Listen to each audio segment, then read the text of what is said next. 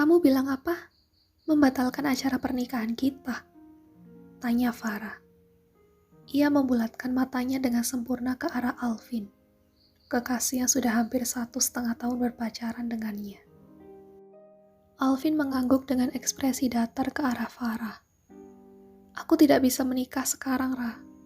Papi memintaku untuk melanjutkan studi S2 di London.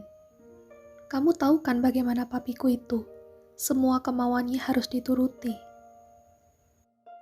Farah tak habis pikir, bagaimana bisa Alvin dengan mudahnya membatalkan rencana pernikahan mereka yang sudah mereka atur selama beberapa bulan yang lalu.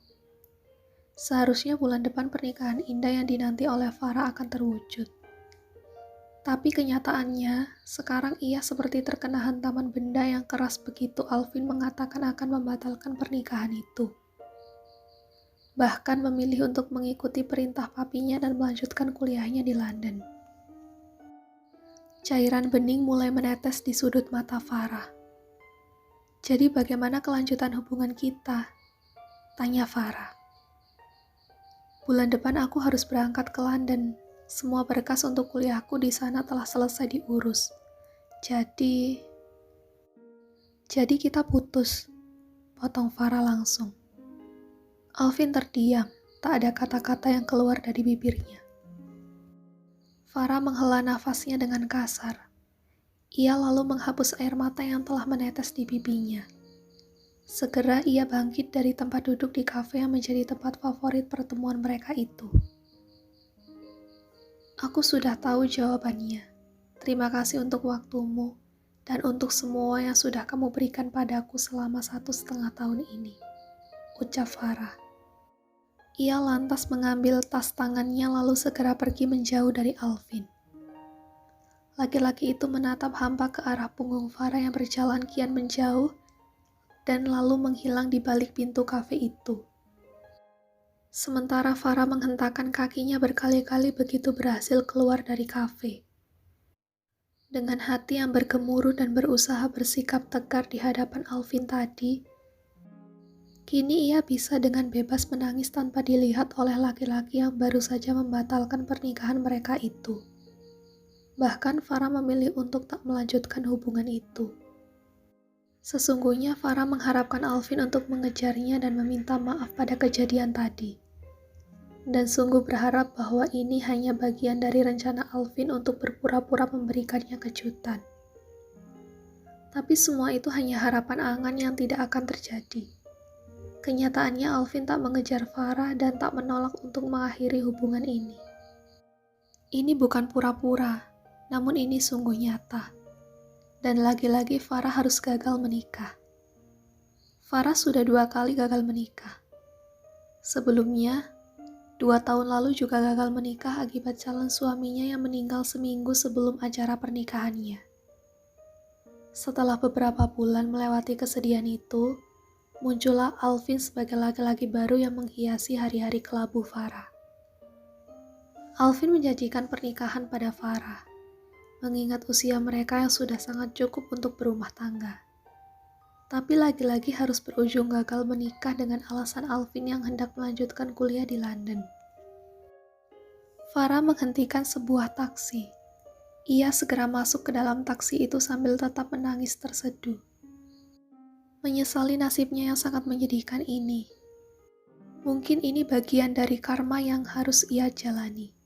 Karma karena dulu pernah menjadi perempuan simpanan laki-laki yang telah beristri selama 5 tahun. Jadi sesulit itukah Farah bertemu jodoh? Sesulit itukah mencari laki-laki yang serius untuk diajak menjalani kehidupan berumah tangga?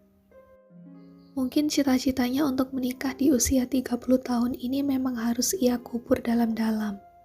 Paling tidak sampai bertemu dengan orang yang tepat lagi nanti.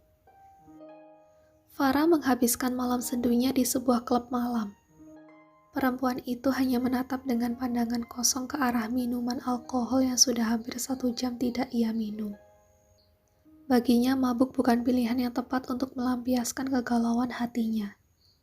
Cukup diam sambil menatap minuman itu, membuat hati Farah semakin tenang. Memang aneh, tapi inilah yang bisa ia lakukan.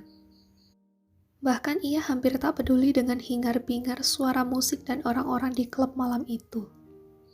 Semudah itu kamu membatalkan pernikahan kita hanya demi kuliah di luar negeri.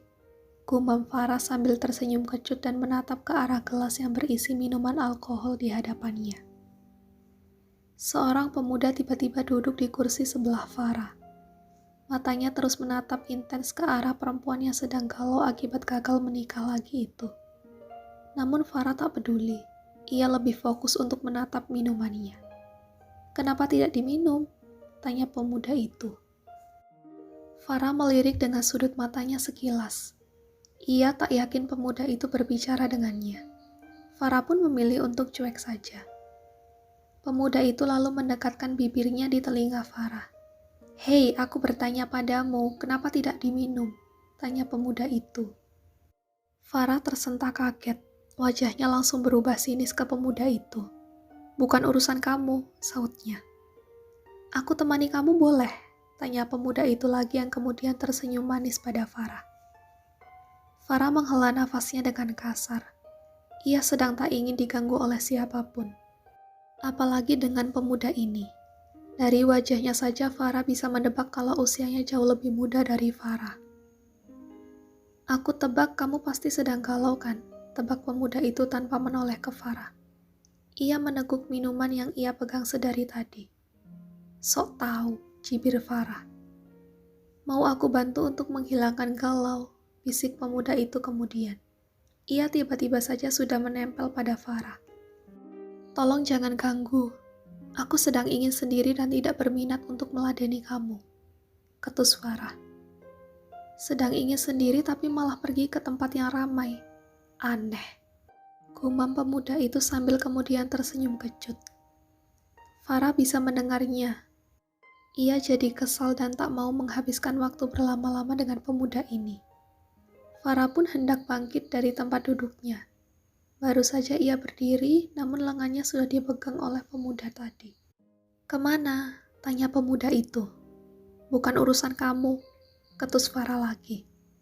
Ia pun melepas tangan pemuda itu dari lengannya, kemudian melangkah pergi. Farah memilih untuk segera pulang daripada berlama-lama di sini dan bertemu dengan pemuda aneh tadi lagi. Keluar dari hingar-bingar klub malam, Farah berdiri tepat di depan pintu keluar klub malam itu. Rupanya sedang hujan deras di luar sini. Ia lalu melirik jam tangannya, pukul 1 dini hari. "Apa tidak ada taksi dekat sini?" bisik Farah sambil melihat ke kanan dan ke kiri. Namun tak ada tanda-tanda taksi di dekat sana. Bingung bagaimana pulang, suara serak laki-laki terdengar tepat di sebelah Farah. Perempuan itu spontan menoleh dan menemukan pemuda tadi lagi. Pemuda itu menyalakan rokoknya di sebelah Farah. Setelah menghisapnya, ia menghembuskan asap rokok itu tepat di depan wajah Farah. Farah terbatuk-batuk begitu indera penciumannya terhirup asap rokok itu. Semakin kesal lagi dengan ulah pemuda ini. Farah akhirnya menginjak kaki pemuda itu dengan sengaja. "Ah!" teriak pemuda itu, begitu sepatu wedges Farah berhasil mendarat di kakinya.